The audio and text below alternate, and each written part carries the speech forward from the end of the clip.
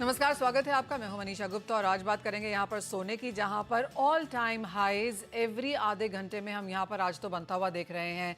अंतर्राष्ट्रीय बाजारों में $2200 प्रति आउंस के ऊपर है सोना और भारतीय बाजारों में अब हम यहां पर 66,800 के ऊपर के स्तर निकाल चुके हैं, यानी कि फर्दर तेजी यहां पर बनती हुई। साथ ही बात करेंगे कच्चे तेल की और यहाँ पर भी चाहे पॉजिटिव है या कुछ नेगेटिव इंडिकेटर्स हैं, उसके बावजूद भी कच्चा तेल यहाँ पर 80 के ऊपर लगातार बरकरार है। 87 के ऊपर के स्तर आपकी स्क्रीन पे फिलहाल भी। साथ ही बात करेंगे जीरे की, जहाँ पर 2600 का स्तर अब होने की यहाँ पर बातें की जा रही हैं। इन सब पर चर्चा करने के लिए हमारे साथ हैं ऑगमेंट गोल्ड फॉर ऑल की head of research Rinisha Chanani, Chaulas heritage jewellery की फाउंडर चौला पटेल, केडिया कमोडिटीज के अजय केडिया। सोने से ही शुरुआत यहाँ पर पहले कर लेते हैं और अच्छी खासी बढ़त के साथ यहाँ पर कारोबार। अजय, कैसे देखते हैं आप यहाँ से prices? As expected US Fed ने यहाँ पर 3 रेट कटौतियों की बात की है और एक इमीडिएट इम्पैक्ट रिएक्शन हमने यहाँ पर सोने में आता हुआ बाजार को ये भी लगता है कि जून में जब एक्चुअल रेट कटौती होगी तो सोने को एक फर्दर सर्ज मिलता हुआ भी दिखेगा।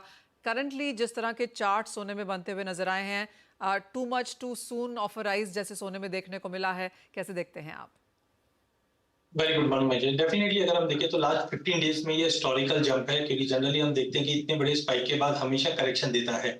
हमने फर्स्ट 3 दिन ऑफ मार्च के अंदर जो $200 की तेजी के बाद लास्ट 15 दिन में कंसोलिडेशन देखा है, बट कल जो कंफर्मेशन हमने फेड से देखा, पहला चीज इंटरसेट करंट मीटिंग में कुछ चेंज नहीं हुआ, वो इन लाइन ऑफ एक्सपेक्टेशन है।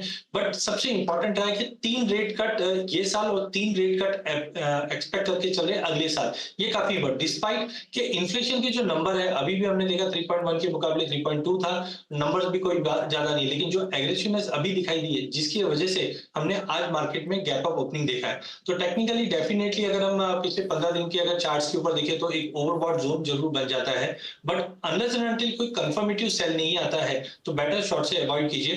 करंट लेवल से बाइंग की मैं सलाह नहीं दूंगा। हाँ, टेक्निकली ऊपर ये लग रहा है कि प्राइसेस वापस 2220 से 2235 तक का लेवल दिखा सकता है कॉमेक्स में, जबकि डोमेस्टिक मार्केट में 67,200 तक का लेवल दिख जाए।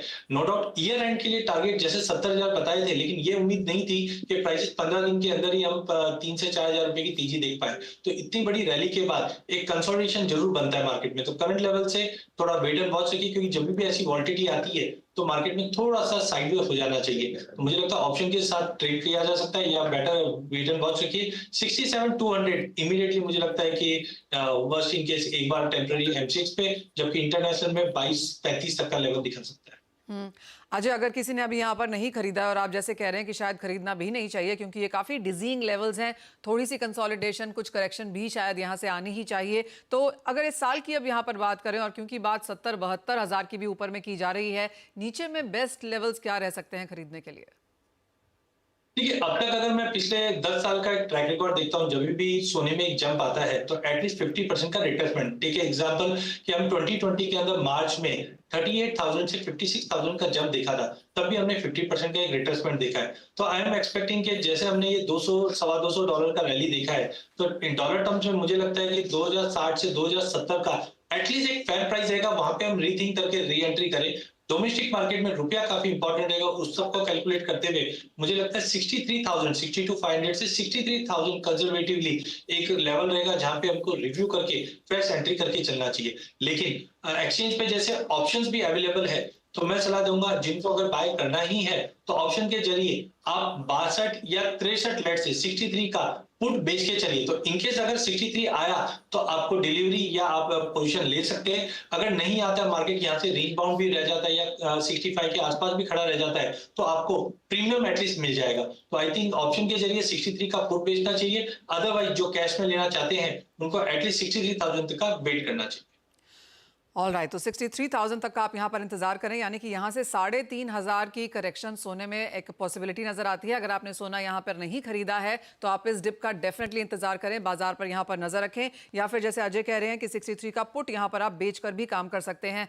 रिनिशा, खरीदना चाहिए, भाव डेफिनेटली ऊपर जाएंगे, आई थिंक वो एक नैरेटिव है जिसके साथ हम काफी समय से अब काम कर रहे हैं।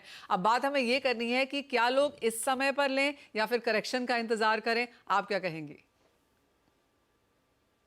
मनीषा, मुझे लगता है जो करंट प्राइसेस है ये एलिवेटेड है। जो कल रन अप आया है 1000 रुपीज प्राइस बढ़ गई है, तो मुझे लगता है थोड़ा बहुत यहाँ से हम डिप्स देख सकते हैं।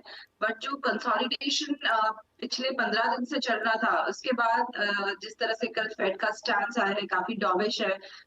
तो ये रन अप एक्सपेक्टेड था। हम वेट कर रहे थे कि प्रीवियस जो 2190 2200 के जो लेवल्स है ये एक बार टूटते हैं तो न्यू हाइज देखे जा सकते हैं। एग्जैक्टली वैसे ही हुआ है। मुझे लगता है ये रैली अभी $20 to $50 तक कंटिन्यू रह सकती है, और इंडियन टर्म्स में देखें तो 68,000 तक हम प्राइसेस को जाते हुए देख सकते हैं। जो रिटेल इन्वेस्टर्स हैं, जिसे स्मॉल टर्म ट्रेडर्स हैं, उन्हें मैं कहूंगी थोड़ा डिप्स पे आप बाय कीजिए। 66,000 के आसपास प्राइसेस मिलती है। यहाँ से 500-600 रुपए तो स्मॉल टर्म इन्वेस्टर्स है वो बाय कर सकते हैं। मीडियम टर्म इन्वेस्टर्स को भी थोड़ा वेट करना चाहिए। ये रैली अभी भी $2300 तक जा सकती है बाय दिस ईयर एंड। तो थोड़ा डिप्स का वेट करें। $2150 जो था, 65,000 तक का जो लेवल था, वहां तक भी एक बार थोड़ा करेक्शन आ सकता है। बट जिस तरह से ये रैली हुई है, मुझे लगता है ये बहुत जल्दी स्टॉप नहीं होगी। ये स्पेकुलेटिव बाइंग है, स्टॉप लॉस ट्रिगर्स हैं, और काफी स्ट्रॉन्ग फिजिकल डिमांड भी है। तो मुझे लगता है कि यहाँ से ये रन अप $20 to $50 तक कंटिन्यू रह सकता है। एब्सोल्युटली। जिस तरह की लॉन्ग पोजीशंस हैं, जैसा कि सीएफटीसी का डेटा है, माना यही जा रहा है कि काफ़ी सारे शॉर्ट्स यहाँ पर क्लोज हुए हैं। स्क्वीज ट्रेडिंग भी इन सम सेंस यहाँ पर आते हुए नजर आई है। चौला, आप कैसे देखती हैं? और जिस तरह का रनअप हमने गोल्ड में देखा है, और जैसे सभी ज्वेलरी रिप्रेजेंटेटिव हमें बता रहे हैं कि खरीदारी एकदम यहाँ पर लो पर है, क्योंकि जिस तरह से वॉलेटाइल मूव्स हमने सोने में आते हुए देखे हैं, जिस तरह से ऑल टाइम हाइज यहाँ पर बनते चले जा रहे हैं, बाइंग में एक हॉल्ट या पॉज लगता हुआ नजर आया है। हाँ बिल्कुल मनीषा, ये तो बात है कि अभी वैसे वेडिंग सीजन भी जैसे कम हो गई है, या स्लो सीजन के 2 जो महीने हैं अभी, वो स्लो सीजन के ही है। तो डेफिनेटली गिफ्टिंग का जो सेक्टर चलने वाला था उस पे इम्पैक्ट जरूर आएगा। और अभी बाइंग थोड़ी कम होगी, क्योंकि बायर्स को अभी थोड़ा सा झटका लगा हुआ भी है कि प्राइस बढ़ रहे हैं, एंड वो लोग वेट करना चाह रहे हैं कि प्राइस घटे और वो फिर से बाइंग में आए।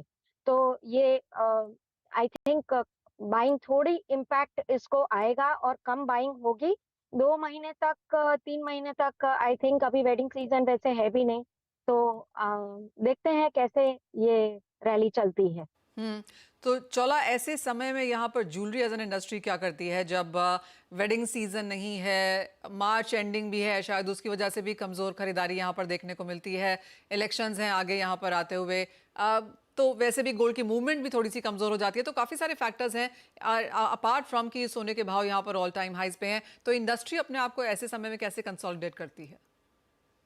देखिए, ऐसे समय पे ज्वेलर सस्टेन करने के लिए बहुत सारी स्कीम्स यानी डिस्काउंट्स दे रहे हैं, और सस्टेन मार्केट में करने के लिए आप समझिए कि स्मॉल चीजें, बहुत जो छोटी छोटी चीजें, उनको बेचने के लिए, गिफ्टिंग आर्टिकल्स बेचने के लिए जो एफर्ट है वो ज्यादा करेंगे। क्योंकि अभी ये गोल्ड प्राइस पे और वेडिंग सीजन नहीं होने की वजह से अभी बड़ी चीजों की बाइंग अभी नहीं होने वाली है। तो बहुत सारी स्कीम्स वगैरह ला के ये सीजन को निकालने के लिए, सस्टेन करने के लिए I think jewellers will plan. And यही ट्रेंड अभी तो बाजार में चल रहा है। खरीदारी भी काफी कम हो गई है। तो yes, I think will get through, I think still. जी हाँ, ऑफ कोर्स 2-3 महीने जिस तरह से आपने कहा थोड़े से दिक्कत वाले रह सकते हैं खरीदारी के लिहाज से, लेकिन ऑफर स्कीम्स और अगर आप सोना खरीदना चाहते हो तो ये परहैप्स एक सही मौका है वो करने का। अजय, आप ऊपर के लेवल्स अब यहाँ पर कैसे देखते हैं? जैसे आपने कहा कि 62,500 का डिप का इंतजार करना चाहिए, 63,000 के आसपास बाइंग आनी चाहिए, लेकिन हायर लेवल्स अब इस साल के लिए क्या बन सकते हैं? जैसे मैंने पहले एक रिपोर्ट भी जनवरी में रिलीज की थी कि 2024 में $2400, तो आई एम डैम श्योर कि $2400 ठीक है, थोड़ा एक्सटेंडेड हो जाता है, बट आई थिंक कंजर्वेटिवली देखें तो 2280 2300 दिखा सकता है। डोमेस्टिक मार्केट पे मुझे लगता है 70,000 का आराम से लेवल दिखेगा। But to be very frank, first half में मुझे नहीं लगता कि अभी जो इतना बड़ा रैली अप हुआ है उसके बाद एक कंसोलिडेशन बहुत जरूरी है, जो मैं टारगेट्स बता रहा हूँ उसको अचीव करने के लिए। बिकॉज अगर कंसोलिडेशन नहीं होगा तो जो स्टीम बना है वो पूरा स्टीम आउट हो जाएगा। तो हायर साइड पे अभी भी मुझे लगता है 70,000 का लेवल बैर मिनिमम आप डोमेस्टिक मार्केट पे देख सकते हो। बट बिफोर दैट एटलीस्ट $100-125 का करेक्शन या डोमेस्टिक मार्केट पे 2 से 2,500 70,000 पॉइंट का एक पुल बैक जरूरी है उस लेवल को अचीव करने के लिए, बट ओवरऑल 70,000 का लेवल हम देख पाएंगे। ऑलराइट, तो सोने की जहां तक बात है 70,000 तक के लेवल्स यहां पर देखने को मिल सकते हैं, लेकिन जैसे अजय कह भी रहे हैं कि 62 63,000 के बीच के यहां की करेक्शन भी देखने को मिलेगी। वहां पर अगर आपने बाइंग नहीं करी है सोने में तो आप कर सकते हैं। स्क्रीन्स पर आपके चांदी लेकर आएंगे क्योंकि 15 हफ्ते के हाईज पर यहां पर अब चांदी कारोबार कर रही है। कल रात करीबन 2 से 2.5% की तेजी न्यूयॉर्क सेशन में हमने चांदी में आते हुए देखी और आप देख सकते हैं $26 से बहुत दूर नहीं है यहाँ पर चांदी। बहुत समय तक हमने एक रेजिस्टेंस लेवल वहां पर बनता हुआ देखा है। कल की बढ़त के बाद आज भी करीबन 1,300 रुपए की तेजी चांदी आपको दिखा रही है और अच्छे खासे गेंस के साथ यहां पर कारोबार है। 77,000 से बहुत दूर नहीं। अजय, यहां पर क्या सेंस है और यहां पर भी कुछ करेक्शन का इंतजार करें या एक वन वे रैली है, क्योंकि मेटल्स में जिस तरह की तेजी है उसका फायदा यहां पर चांदी उठाती हुई? मैंने लास्ट वीक एक चार्ट भी रिलीज किया था जहां पे मैंने बताया गोल्ड सिल्वर रेशियो में एक ट्रिपल टॉप बन रहा है। हमने मल्टीपल ऑफ टाइम देखा 91 92 के आसपास dollar index gold silver ratio जाता है, बट वो सस्टेन नहीं करता। करंटली अगर हम देखें तो 86 के नीचे ये रेशियो दिखा चुका है। मुझे लगता है ये साल में रेशियो करीबन 77 78 के करीब जा सकता है। That means silver will out perform. और हमने पिछले 15 दिन में देखा भी है चाइना से जो नंबर्स आए, चाहे रिटेल सेल्स के चाहे इकोनॉमी के, वो कहीं ना कहीं अब पॉजिटिव बनते जा रहे हैं। तो मुझे लगा गोल्ड के मुकाबले चांदी ज्यादा स्ट्रांग है, but for that we need के 2650 का लेवल तोड़ के अच्छे से होल्ड करें, क्योंकि दिसंबर में भी हमने देखा 26 का स्पाइक किया, then we have seen a correction. तो आई थिंक के 2650 will be more important. And domestic market पे भी हमने आज से नहीं पिछले 10 साल में हमने देखा है कि 76 77 और इनफैक्ट 78 ये जो जोन रहे हैं हमेशा यहाँ पे एक सेलिंग प्रेशर बन जाता है। तो टाइमिंग मुझे लगता है चांदी के अंदर भी एक पुल बैक पॉसिबल है, जो 73,500 73,000 तक का मिले वहां पे लेके चलिए। अगर हम ईयर एंड तक की बात, जैसे हम सोने की बात करें, तो चांदी में मुझे लगता है 95,000 इजीली क्रॉस बैक कर जाएगा, बट एक पुल बैक के बाद। निशा, 95,000 1 लाख अब ये लेवल्स वापस आने लगे हैं, आप कहां पर हैं? जी मनीषा, मुझे भी लग रहा है कि जिस तरह से चांदी ने अंडर परफॉर्म किया है पिछले कई महीनों से गोल्ड के कंपैरिजन में, फाइनली एक रन अप स्टार्ट हुआ है। $26 एक इम्पोर्टेंट रेजिस्टेंस लेवल है। अगर इसके ऊपर प्राइस सस्टेन करती है देन $27 एंड देन $30 मैं एक्सपेक्ट कर रही हूँ। सो इंडियन टर्म्स में मुझे लग रहा है कि प्राइसेस 90,000 तक जा सकती है। ये मेरा ईयर एंड तक का टारगेट है। एंड जिस तरह से कॉपर में फाइनली हमने एक ब्रेकआउट आते हुए देखा है, तो कहीं ना कहीं सिल्वर जो है कॉपर को ज्यादा ट्रैक कर रही है रादर देन गोल्ड पिछले कई महीनों से। तो मुझे लग रहा है ज्यादा हम इंडस्ट्रियल मेटल्स का हमें देखना चाहिए कि किस डायरेक्शन में है, एंड गोल्ड को कम फॉलो हो रहा है। बट ये जिस तरह से गोल्ड ने रिकॉर्ड हाईस बनाया है, गोल्ड सिल्वर रेशियो जिस तरह से अजय जी ने बताया कि रिवर्सल आया है, मुझे भी लगता है कि चांदी इस बार आउट परफॉर्म कर सकती है। $30 ऑन कॉमिक्स एंड एमसीएक्स में मुझे 90,000 तक प्राइसेस जाते हुए दिख रही है। राइट, तो ये बहुत बड़ा बुलिश पैनल हमारे ऑन एयर राइट नाउ, जहां पर सबको लग रहा है कि सोने चांदी में यहां पर तेजी देखने को मिल सकती है। बहुत ज्यादा बढ़त आ चुकी है, करेक्शन का यहां पर जरूर इंतजार करें और फिर यहां से तेजी आती हुई नजर आएगी। आपके सामने लेकर आएंगे कि ग्लोबल सेंट्रल बैंक्स और ब्रोकरेजेस इस वक्त क्या कह रहे हैं। वहां पर भी यही माना जा रहा है, चाहे वो सिटी है, बैंक ऑफ अमेरिका है, यूबीएस है, उन सबका मानना है कि यहां से तेजी देखने को मिल सकती है। तो सिटी, एएनजी और सैक्सो बैंक के जो व्यूज हैं वो आपकी स्क्रीन पर हैं, जिन्हें लगता है कि $2300 प्रति आउंस का लेवल इस साल में सोना छू सकता है। आपको याद दिला दें कि 2200 तो ऑलरेडी हम यहां पर बनता हुआ देख ही रहे हैं और 2300 की एक्सपेक्टेशन वहां है। और यूबीएस एंड एक्सिम ऑस्ट्रेलिया को भी लगता है कि 2200 के ऊपर के स्तर यहां पर बनेंगे। जो सबसे बुलिश रिपोर्ट है वो जेपी मॉर्गन की है, जिन्होंने कहा है कि अगर 2200 और 2300 वाले लेवल्स निकलते हैं तो ये साल खत्म होने से पहले 2500 तक की एक स्पाइक भी यहां पर रूल्ड आउट नहीं है। तो क्लियरली चाहे भारतीय एनालिस्ट हैं, ग्लोबल एक्सपर्ट्स हैं, बैंक्स एंड ब्रोकरेजेस हैं, सबका मानना है कि सोना इस साल का यहां पर फ्लेवर रह सकता है और तेजी के साथ यहां पर कारोबार बरकरार है। चलिए, इसी के साथ एक ब्रेक का भी समय है। बहुत शुक्रिया रनिशा चौला आप दोनों का साथ जुड़ने के लिए। जब हम लौटेंगे तो बात यहां पर करेंगे एनर्जी की और साथ ही आपको बताएंगे कि एग्री कमोडिटीज में कहां है हलचल।